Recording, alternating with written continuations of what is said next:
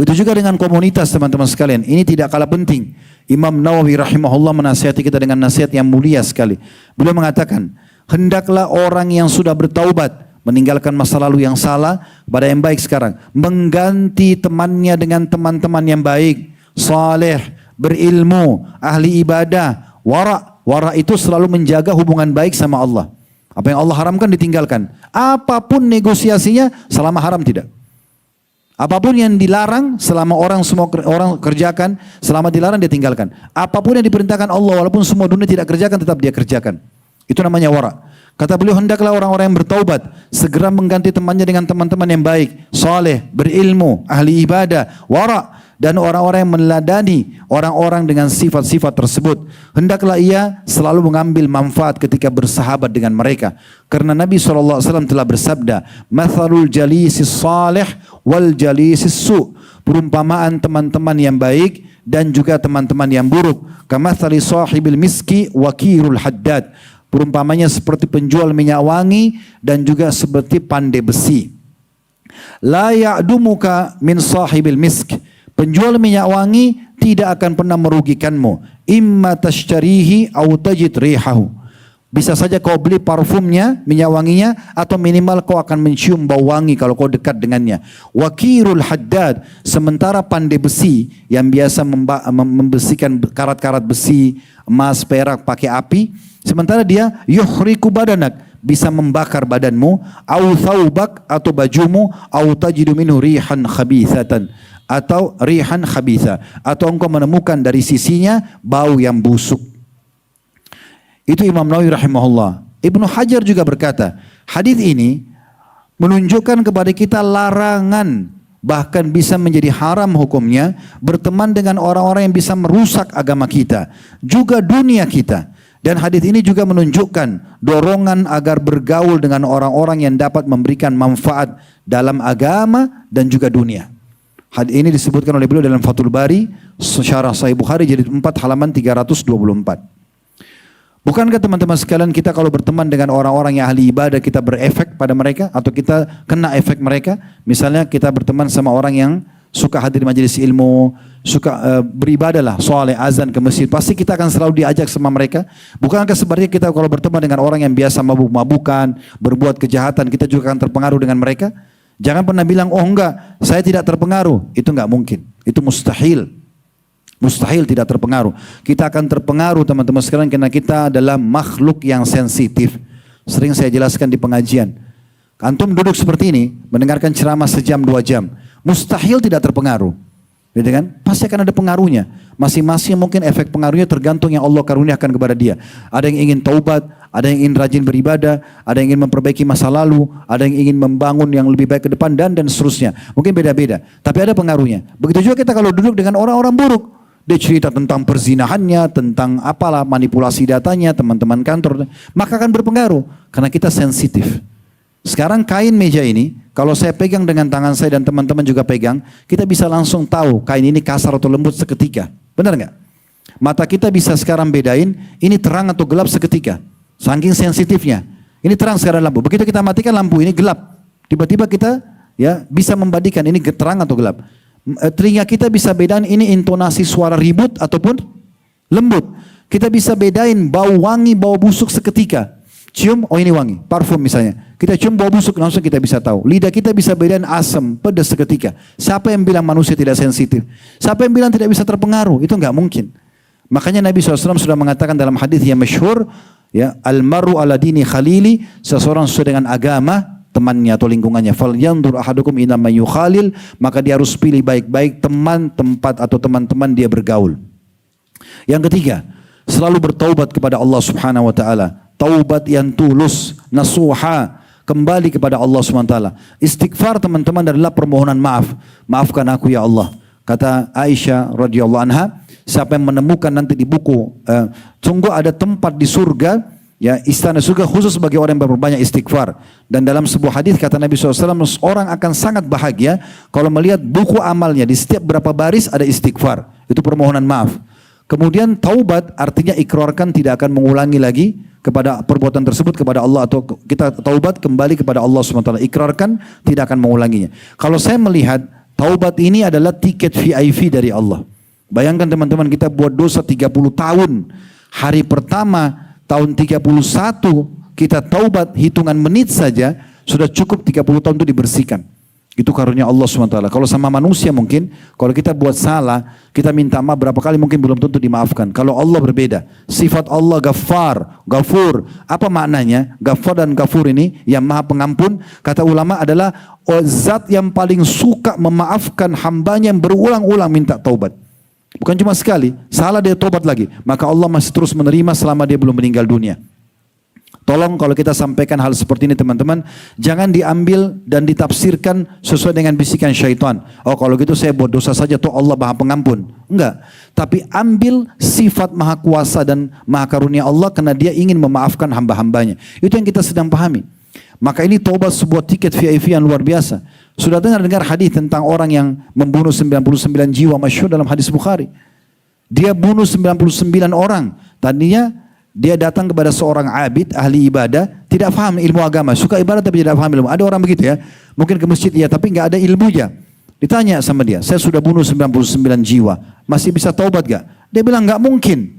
Maka orang ini karena putus asa dibunuh sekalian, dilengkapkan jadi 100.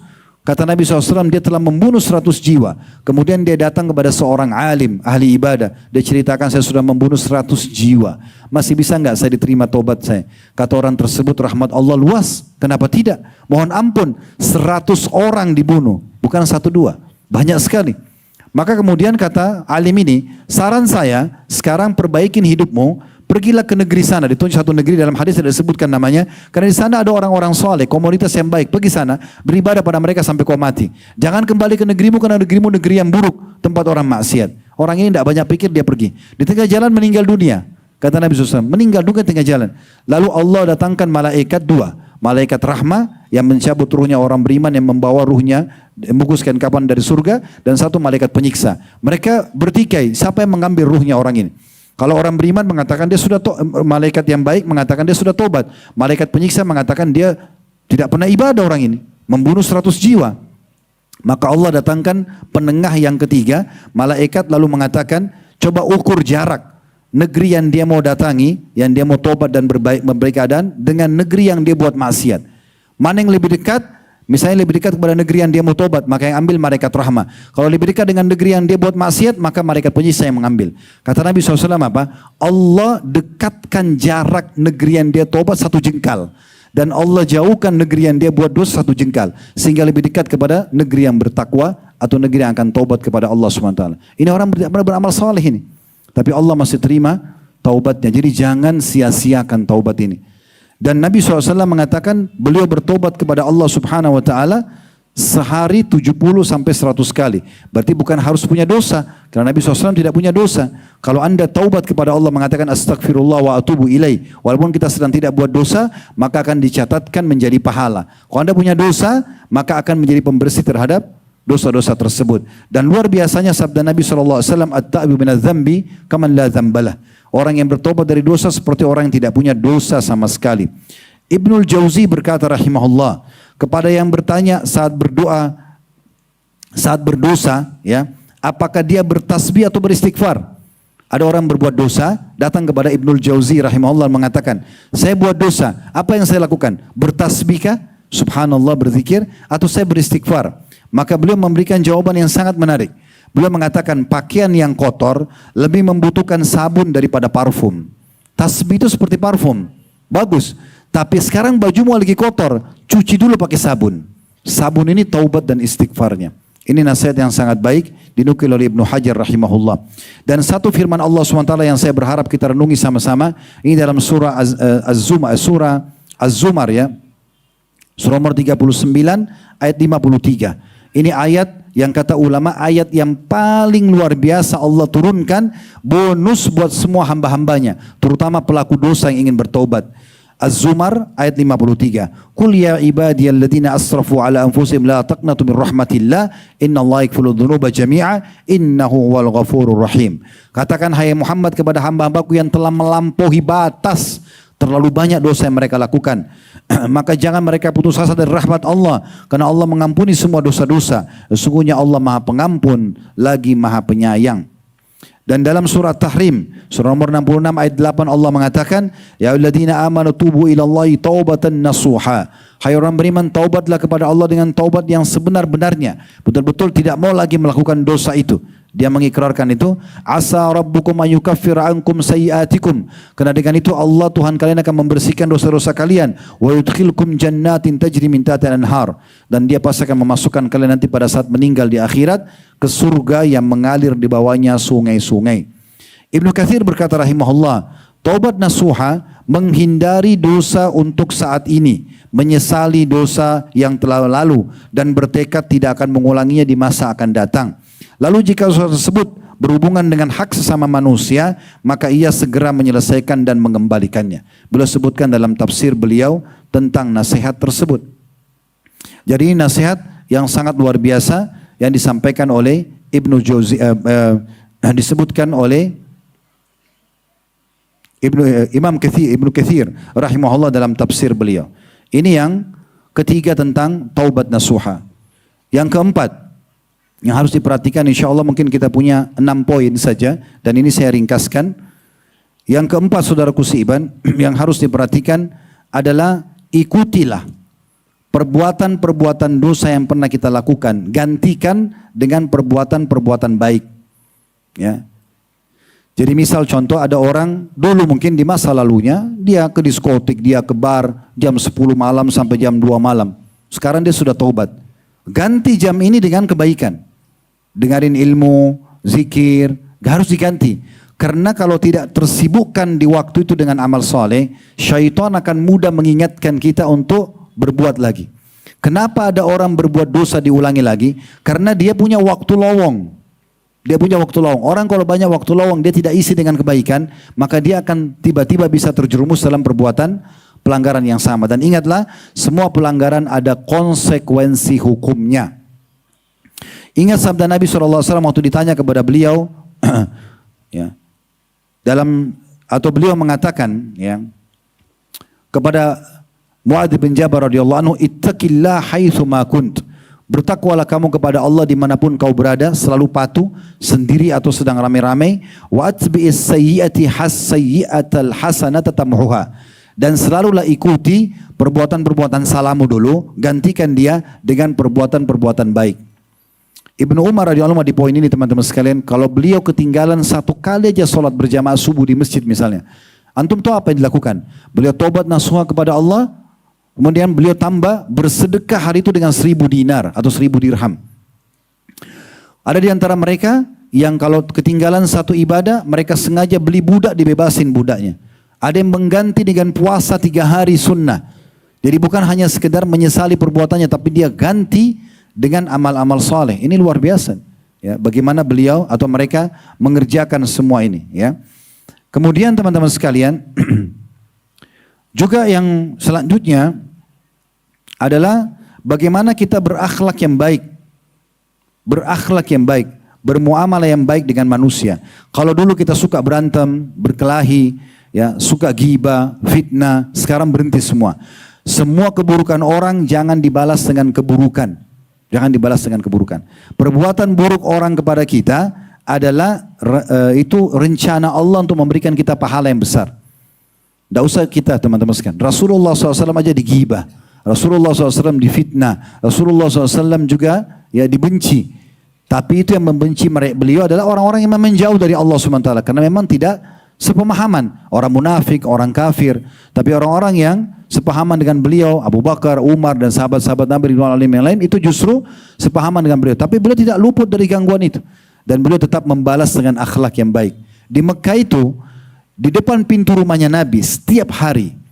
Di rumah Nabi sama Khadijah radhiyallahu anha setiap hari. Jadi bukan di jalannya tapi di depan pintunya. Jadi mau nggak mau beliau harus singkirkan. Setiap hari Abu Lahab, Abu Jahal, Umayyah bin Khalaf dan teman-teman orang kafir yang lainnya yang berteman-teman itu bersahabat, mereka tetangga Nabi taruh sampah di depan rumah beliau, depan pintunya setiap hari. Nabi SAW keluar, Nabi bersihkan, lalu Nabi tidak marah. Nabi cuma mengatakan beginikah kalian bermuamalah dengan tetangga. Lalu beliau mengangkat, lalu beliau meletakkan di sampah. Beliau tidak balas. Beliau tidak balas. Sehingga tidak ada celah orang menilai keburukan kepada beliau. Tidak ada celah. Karena akhlak yang luar biasa. Jadi akhlak yang baik itu adalah justru bukan hanya sekedar jujur, tapi bagaimana kita tidak membalas keburukan orang lain dengan keburukan. Itu termasuk. Jangan orang gibah, kita balas dengan gibah. Orang cerita yang buruk kita balas juga. Dia dosa, kita dosa. Jangan dia fitnah, kita fitnah. Jangan dia jahati kita, kita jahatin. Jangan. Itu akan dia dihukum, kita dihukum. Rugi. Gitu kan. Yang benar adalah kita jadikan itu sebagai tambahan pahala buat kita. Berapa banyak orang yang panen pahala bergunung-gunung pada hari kiamat hanya karena orang mendolimi dia di dunia dan dia belum ambil. Saya ingin berbagi sebuah hadis, renungi baik-baik hadis ini. Kata Nabi SAW, kalau dua orang bertikai di dunia ini. Kalau dua orang bertikai di dunia ini. Kemudian, ya selama yang sedang terzalimi tidak membalas, misalnya si A sama si B. Si A ini mendolimi, menggibah, memfitnah, memukul, mengambil hak misalnya. Si B tidak balas. Maka si B pastikan akan menerima pahala maksimal pembalasan hari kiamat. Namun kata Nabi SAW, kalau si B ikut membalas keburukan si A, misalnya dia digibah, dia juga balas dengan gibah. Maka pada hari kiamat Allah dengan kemahaadilannya di mahkamahnya akan menilai kadar gibahnya si A sama gibahnya si B. Seimbang gak sih? Sebenarnya si B yang dizalimi di sini. Tetapi karena dia balas dengan gibah, Allah dengan kemahaadilan tetap mengukur kadarnya nanti. Gibahnya si A sama gibah si B. Mana lebih besar? Kalau balance sama-sama, maka tidak ada pembagian, tidak ada, B tidak akan mendapatkan pahala dari si A. Tapi yang jadi masalah kata Nabi SAW, kalau balasan orang yang terzalimi lebih besar daripada orang yang menzaliminya. Misal antum digibah, antum balas dengan membunuh orang. Misal, orang ini fitnah saya bunuh aja. Bunuh lebih besar daripada fitnah. Maka nanti pada hari kiamat Allah akan mempertemukan dua orang ini dan akan mengukur kadarnya. Kalau dosa gibah misalnya 10, dosa membunuh 100, maka yang 100 ini cuma dikurangi 10. 90 tetap harus dipertanggungjawabkan oleh orang yang terdolimi tadinya di dunia. Maka harus hati-hati. Oleh karena itu termasuk akhlak yang mulia. Dan sebentar lagi kita masuk Ramadan teman-teman sekalian. Ramadan kita diajarkan untuk tidak suka berkelahi dan balas keburukan orang dengan keburukan. Bagaimana Nabi SAW mengatakan, kalau seseorang di antara kalian sedang puasa, lalu diajak berkelahi, diajak bertengkar, maka dia mengatakan, inni shaim, inni shaim. Maksudnya, saya sedang ikut program puasa, saya sedang ikut program puasa. Saya tidak ingin ikut-ikutan, tidak mau bertengkar. Tinggalkan saja. Dan Allah menyebutkan dalam surah Al-Furqan, salah satu ciri hamba Allah yang mulia, yaitu ya ibadur rahman, hamba-hamba Allah yang maha pengasih, itu dikatakan wa idza khatabahumul jahiluna qalu salama. Kalau diajak bertengkar oleh orang-orang bodoh dia mengatakan salama. Ya udah terserah kamu aja deh. Kita sudah nasihatin tidak mau dengar, sudah tinggalkan saja. Beda kalau misalnya kita diserang secara fisik. Boleh kita membela diri kita. Seseorang datang kepada Nabi SAW mengatakan, ya Rasulullah, bagaimana kalau ada orang yang mau mengambil harta saya? Apa kata Nabi SAW? Biarkan? Enggak. Qatilhu. Perangi dia, lawan. Kalau sudah serang secara fisik mau ambil hartamu, lawan. Kata orang itu, bagaimana Rasulullah kalau saya membunuhnya? Kata Nabi SAW, kau tidak kena hukum. Kamu tidak kena hukum, secara hukum Allah. Kalau saya dibunuh, kata Nabi SAW, kau mati syahid. Kalau sudah diserang secara fisik. Tapi kalau selama bukan fisik, biarin aja. Gitu kan? Apa susahnya teman-teman kita hari kiamat tinggal tunjuk. Orang ini gibah saya, ya Allah, saya minta sholatnya aja. Saya minta puasanya aja. Saya minta ininya saja. Kita panen pahala yang besar. Mungkin amal-amal itu tidak kita kerjakan di dunia. Itu tidak sempat kita meraih pahala yang besar di situ. Yang terakhir yang keenam teman-teman sekalian, jagalah selalu ketakwaan kepada Allah Subhanahu wa taala. Ya, selalu tunduk dan patuh kepada Allah dan jaga baik-baik itu. Dan untuk memahami tentang masalah takwa ini, teman-teman sekalian, ada pendapat yang sangat menarik dari Umar bin Abdul Aziz rahimahullah, seorang ulama yang masyhur dari kalangan tabi'in. Ini generasi yang hidup setelah para tabi'in. Beliau berkuasa jadi raja di dinasti Umayyah tahun 99 sampai tahun 101, 2 tahun jadi khalifah. Tapi sangat terkenal dengan kesolehannya. Sebagian ulama ada yang mengatakan Umar bin Abdul Aziz adalah khalifah Rashidah yang kelima. Maksudnya setelah Abu Bakar, Umar, Uthman, Ali, mereka mengatakan Umar bin Abdul Aziz ini orang limanya karena solehnya gitu ya. Beliau mengatakan, menjelaskan kepada kita apa sih takwa itu. Ini poin terakhir yang kita jaga supaya selalu berada di rel amal soleh. Laisa taqwallahi bisiyamin nahar. Bukan ketakwaan kepada Allah dengan hanya menyibukkan diri puasa di siang hari. Wala biqiyamil lail, tetap puasa, tapi bukan itu tolok ukurnya saja kalau orang itu bertakwa. Dan juga bukan hanya orang kerjakan sholat malam. Wat takhliti fima baina dzalik, dan juga bukan melakukan apa-apa saja di antara keduanya. Misalnya baca Quran, berzikir. Walakin taqwallahi tarku ma harramallah. Tapi kalau mau takwamu sempurna, selain puasa, selain sholat malam, maka harus meninggalkan apa yang Allah haramkan. Banyak orang yang ikut pengajian, tapi masih berbuat yang diharamkan. Mungkin dia sudah paham, tapi tetap dilakukan melanggar. Maka ini belum bertakwa namanya. Orang yang bertakwa ini betul-betul dia meninggalkan apa yang Allah haramkan. Wa adaun maftaradallahu, dan selalu sibuk mengerjakan dan memaksimalkan kualitasnya ibadah yang Allah wajibkan kepada dia. Faman razzaqa ba'da dzalika khaira, siapa yang dikarunia setelah meninggalkan yang haram sehingga dia bisa berbuat amal soleh setelahnya, fahuwa khairun ila khair, maka itu kebaikan di atas kebaikan. Jadi hati-hati teman-teman sekalian. Saya berapa kali menemukan keluhan sebagian ikhwat dan akhwat kita di pengajian. Ustadz, kita sudah di pengajian, kita sudah sangka baik, ternyata dia sudah ikut pengajian, bajunya syar'i, selalu hadir majelis ilmu, tapi pada saat muamalah mereka curang, mereka mengambil harta kami, mereka mencuri harta kami, mereka menipu dengan penampilannya. Ini semua karena orang tidak bertakwa, ya, orang tidak bertakwa. Ingat hadis Bukhari, seorang wanita di Madinah, ada seorang laki-laki mengatakan begini, ya Rasulullah, di Madinah ini ada seorang perempuan tidak pernah ketinggalan sholat malam, tidak pernah ketinggalan puasa di siang hari, selalu bersedekah setiap harinya. 3 amal-amal besar dikerjakan, tapi lisannya tajam menyakiti tetangganya. Kata Nabi SAW apa? La khaira fiyah hiya finnar. Gak ada kebaikan pada orang itu dan pastikan dia masuk neraka. Karena orang ini penasaran, dia bilang lagi, ya Rasulullah, di Madinah ada juga seorang wanita, dia sholat iya tapi yang diwajibkan saja, dia juga puasa yang diwajibkan, dia hanya sedekah semampunya, tapi nggak pernah sakitin orang. Kata Nabi SAW, semua kebaikan ada padanya dan dia termasuk ahli surga. Jadi menjaga ini penting sekali. Meninggalkan apa yang Allah haramkan. Juga ada sebuah nasihat yang sangat menarik dari Talq bin Habib rahimahullah. Beliau mengatakan, at-taqwa an ta'mal bi ta'atillah. Takwa itu adalah kau menjalankan ketaatan kepada Allah dengan betul-betul ala nurim min Allah, sesuai dengan cahaya dan panduan dari Allah, bukan dikarang-karang. Tarju thawab Allah, engkau ikhlas dan hanya berharap balasan dari Allah. Wa an tatruka ma'siyat Allah, dan engkau meninggalkan dosa-dosa yang Allah larang ala nurim min Allah, sesuai dengan cahaya yang Allah pandukan kepadamu. Takhafu iqab Allah, karena kau takut akan hukuman Allah. Itu ketakwaan. Jadi satukan teman-teman, setelah hadir majelis ilmu begini, semangat untuk ibadah dan semangat meninggalkan apa yang Allah haramkan. Itu penting. Karena selama kita masih buka keduanya, ini sering saya kasih gambaran di pengajian. Kalau kita mau berikan timbangan amal, ini amal soleh, ini dosa. Selama ini berdua masih seimbang, maka ini tidak enak, ini tidak enak. Karena dua-duanya masih berimbang. Kenapa ada orang yang sholat tapi tidak khusyuk? Kenapa ada orang ya baca Quran tapi tidak bisa memahami artinya? Kenapa orang banyak hafal Al-Quran, mulai hafal tapi selalu lupa?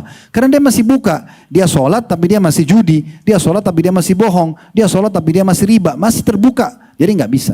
Apalagi kalau dosanya lebih besar, lebih berat, maka hilang sama sekali kehusyuannya, bahkan bisa ditinggalkan ibadah itu. Kapan antum merasakan nikmatnya ibadah dan iman itu? Kalau ini ditutup pintunya, masing-masing kita tahu dosa apa yang kita lakukan, tutup dulu, kemudian terus kita ibadah. Yang sadar aja, jaga sholat 5 waktu, sholat sunnah qobliyah, zikir yang kita mampu. Ini selalu naik levelnya, ini tertahan.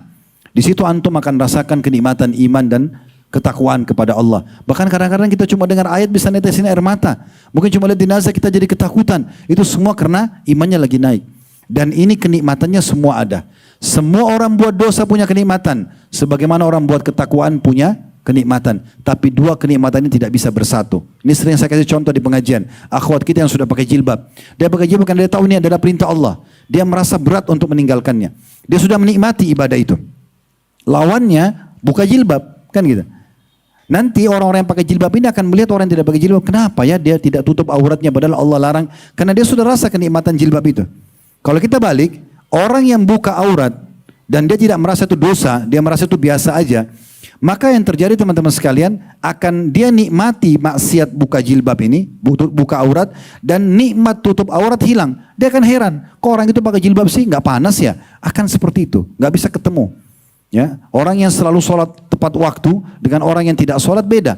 Orang yang sholat menikmati ibadahnya, orang yang tidak sholat tidak akan menikmati ibadah tersebut. Bahkan dia heran kenapa orang itu sholat terus, misalnya. Contoh, nah seperti itulah. Jadi ini semua ada di keputusan di tangan kita teman-teman sekalian. Jagalah baik-baik. Ingat, ajal kita sangat terbatas. Waktu sangat terbatas. Tapi sampai di sini bahasan kita tentang masalah pertanggungjawaban amal.